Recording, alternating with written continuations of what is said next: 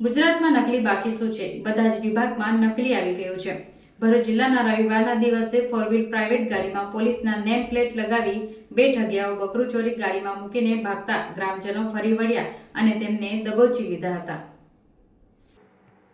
રવિવારની સંધ્યાકાળના સમયે ભરૂચ તાલુકામાં થામ ગામે એક પ્રાઇવેટ ફોર વ્હીલ ગાડી આવી હતી, જેમાં પોલીસના નેમ પ્લેટ હોય, જેથી ગ્રામજનો પોલીસ કર્મીઓ હોવાનું માની લીધું હતું. આ જ ગાડીમાં આવેલા બે શખ્સોએ ઘરઆંગણે બાંધેલી બકરાના બચ્ચા ઉઠાવી ગાડીમાં મૂકી જતા જ ગ્રામજનોએ બૂમાબૂમ કરી ફોર વ્હીલ ગાડી આગળ રોકી ગ્રામજનોએ ભારે હલ્લાબોલ કરી ધમાલ મચાવી હતી. પોલીસ કર્મી તરીકે ફોર વ્હીલ ગાડીમાં ટેમ્પલેટ લગાવી ફરનારાઓને લોકોએ ઝડપી પાડી પોલીસના હવાલે કરતા પોલીસે કડક પૂછપરછ કરતા એક આરોપીની પોતાના નામ દિનેશ ગણપતભાઈ મકવાણા રહે પાલડી પીપરે ફળિયું વાગરા અને અન્ય એક હિસાબે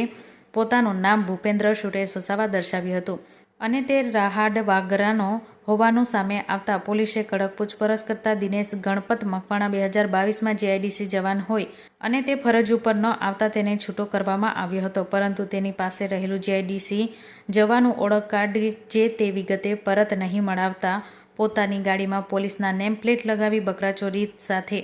કેટલાક ગુનાઓને અંજામ આપ્યો છે તે દિશામાં તપાસ શરૂ કરવામાં આવી છે. સાથે ટીઆરબી જવાન વાગરા પોલીસ પંથકમાં ફરજ નિભાવતો હોવાનું પ્રાથમિક દ્રષ્ટિએ સામે આવતા તેની તપાસ કરતા તે પણ ટીઆરબી જવાન પોલીસ કર્મી ન હોઈ શકે, જેના કારણે ફોર વ્હીલ ગાડીમાં પોલીસના નેમપ્લેટના ઉપયોગ કરવો તે ગંભીર પ્રકારનો ગુનો હોવાનું સામે આવતા આખરે પોલીસે દિનેશ ગોવિંદ મકવાણા અને ભૂપેન્દ્ર સુરેશ વસાવા સામે ગુનો દાખલ કરી બંનેની ધરપકડ કરી કાયદેસરની કાર્યવાહી હાથ ધરી છે.